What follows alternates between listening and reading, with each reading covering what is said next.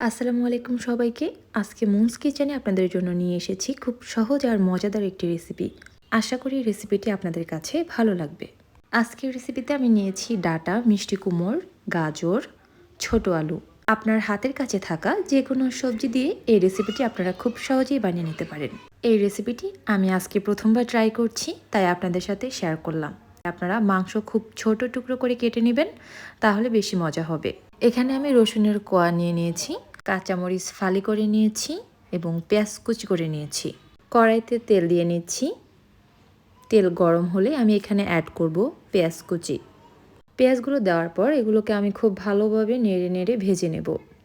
যতক্ষণ না পর্যন্ত এর কালার আসবে ঠিক ততক্ষণ পর্যন্ত আমি এটাকে ভাজতে থাকব। এটাকে আমি আরও কিছুক্ষণ সময় ভেজে নেব। ভাজতে ভাজতে যখন এটার কালার লালচে এবং বাদামি থাকবে ঠিক তখনই আমি এখানে পেঁয়াজ বাটা অ্যাড করে নেব। পেঁয়াজ বাটা অ্যাড করার পর এটাকে একটু ভালোভাবে নেড়ে চেড়ে নেব। নেড়ে চেড়ে নেওয়ার পর এখানে আমি অ্যাড করে নিচ্ছি রসুন বাটা। এখন আমি সব উপকরণগুলোকে ভালোভাবে ভাজবো।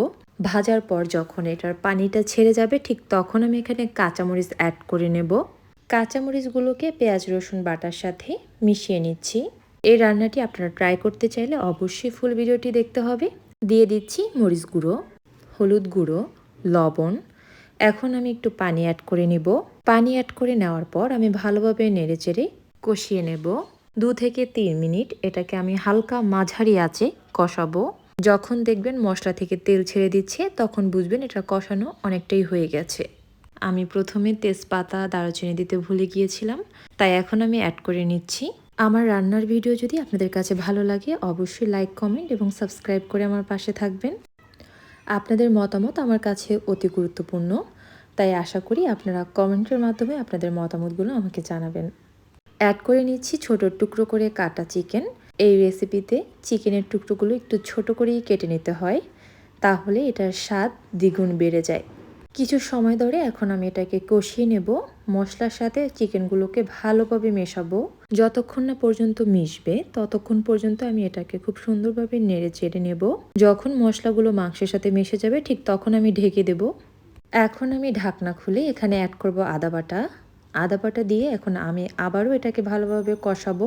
যতক্ষণ পর্যন্ত চিকেন থেকে পানি বের হবে ঠিক ততক্ষণ পর্যন্ত আমি এটাকে কষিয়ে নেব।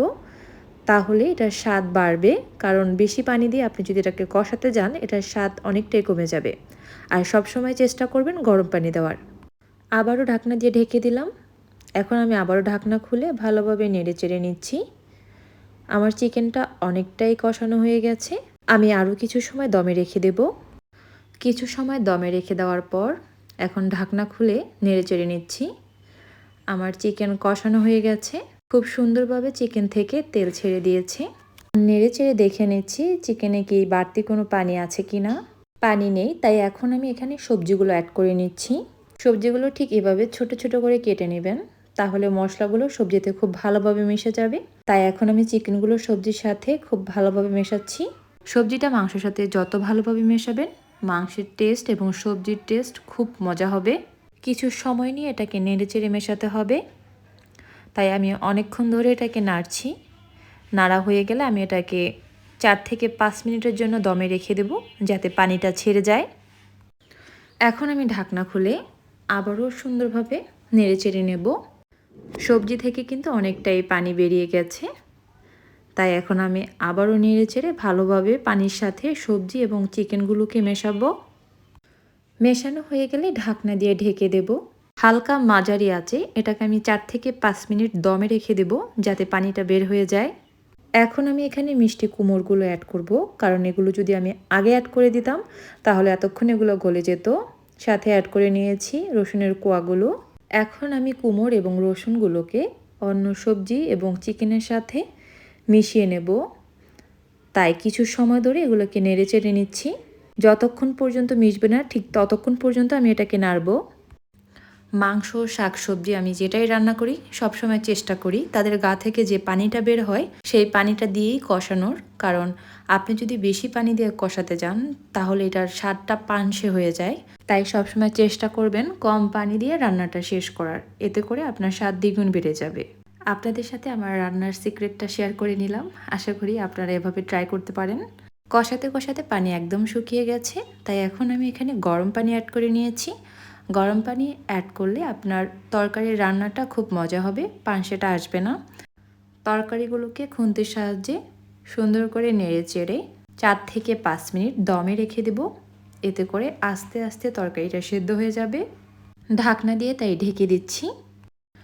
ঢাকনা খুলে নেড়ে চেড়ে নিচ্ছি। আমার তরকারি কিন্তু আধা সেদ্ধ হয়ে এসেছে, এখনও ফুল সেদ্ধ হয়নি, তাই এটাকে আমি আবারও 4 থেকে 5 মিনিট দমে রেখে দেব। দমে রেখে দেওয়ার 4 থেকে 5 মিনিট পর আমি ঢাকনা খুলব। সেই পর্যন্ত এটা হালকা আছে দমে থাকবে। দেন আমি আবারও ঢাকনা খুলে নিচ্ছি। ঢাকনা খুলে নেওয়ার পর আমার সবজিটা অনেকটাই হয়ে গেছে। আমি এখন এটার পানিটা আরও শুকাবো, তাই এখন আমি চুলার হিটটা একটু বাড়িয়ে দেব। আমার রান্নার ভিডিওতে যদি কোনো রকম ভুল ত্রুটি থেকে থাকে অবশ্যই ক্ষমার দৃষ্টিতে দেখবেন। আমি যেটুকু পারি তাই আপনাদের সাথে শেয়ার করি। আর এই রেসিপিটা আমার হাজব্যান্ড আমাকে শিখিয়েছে। আমার রান্না হয়ে গেছে, আমি একটু গ্রেভি গ্রেভি রেখেছি। আপনারা যদি আরও শুকনো পছন্দ করেন তাহলে এটাকে আরও শুকাতে পারেন। এই তরকারিটা আপনারা যত শুকাবেন তত মজা লাগবে। এই যে আমার রান্নার ফাইনাল লুক। আশা করি আপনাদের কাছে ভালো লেগেছে। ধন্যবাদ।